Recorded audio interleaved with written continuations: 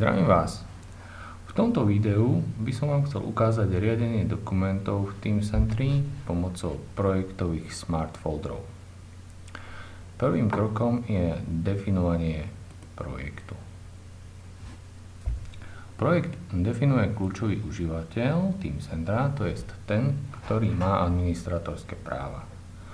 Projekt má svoje číslo, názov, popis a osoby priradené projektu. Pre prehľadnosť je pre projekt definovaná štruktúra dát. Niečo ako adresárová štruktúra.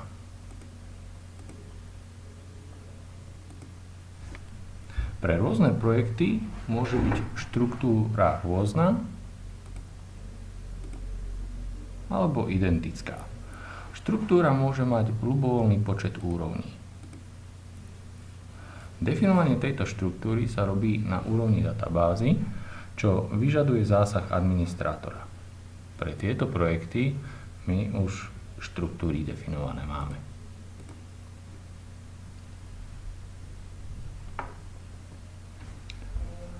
Na to, aby boli dokumenty, ktoré sú priradené projektu triedené v štruktúre automaticky, je potrebné nastaviť pre jednotlivé záložky filtre.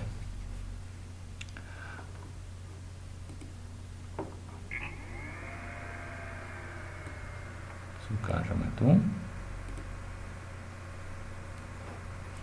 Filtrovanie môže byť na základe objektu, jeho stavu, užívateľa, vlastnosti a podobne.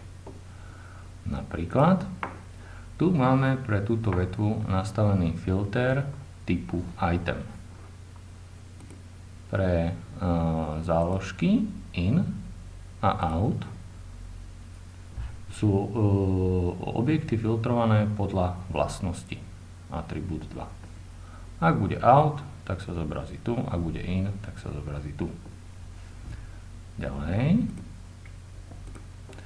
V záložke measurement sa bude objavovať objekt typu measurement a v záložke FEA objekt typu analysis. No a teraz si ukážeme, ako je to z pohľadu bežného užívateľa.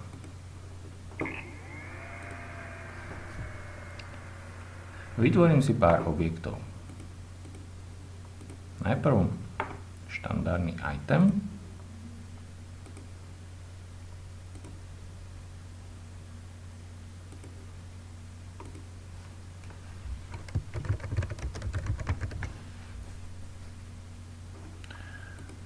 Keď pôjdem ďalej, tak môžem tu v tomto okne hneď daný objekt priradiť projektu.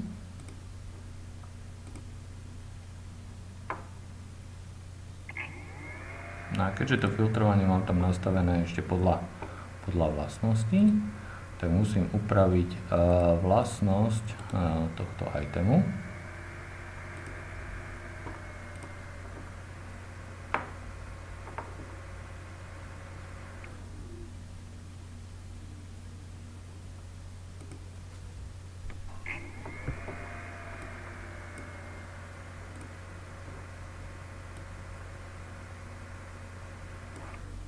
Že to je atribút 2. Dáme in.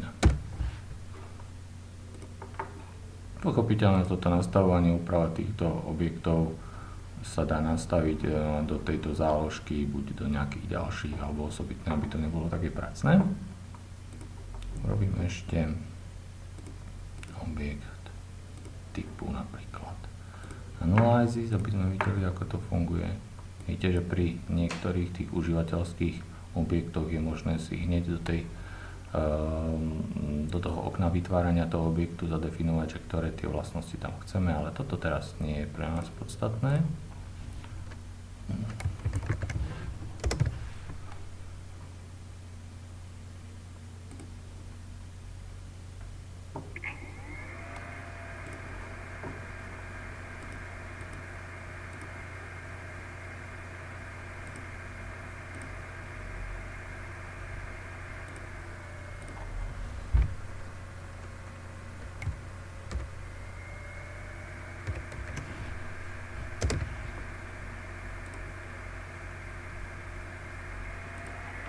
Aby sme nezabudli týmto dvom projektom priradiť projekt, vidíme, že v záložke sumári tu máme hneď taký pododstavček Project Information, takže veľmi elegantne môžem hneď takto priradiť objekt danému projektu a je to tu pekne viditeľné, že či je priradený. Tak. No a teraz sa môžeme pozrieť na ten projekt z užívateľského pohľadu. Takže tu je. Tu je tiež nejaký objekt, ktorý spĺňa tú podmienku. V aute nemám nič, lebo zatiaľ som nevytvoril žiaden objekt, ktorý by mal vlastnosť definovanú, že aut.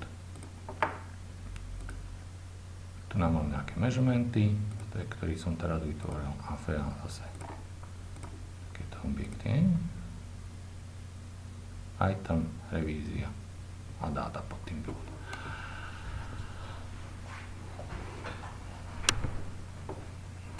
Takže toľko k tomu riadeniu dát, dokumentov pomocou projektových smart folderov.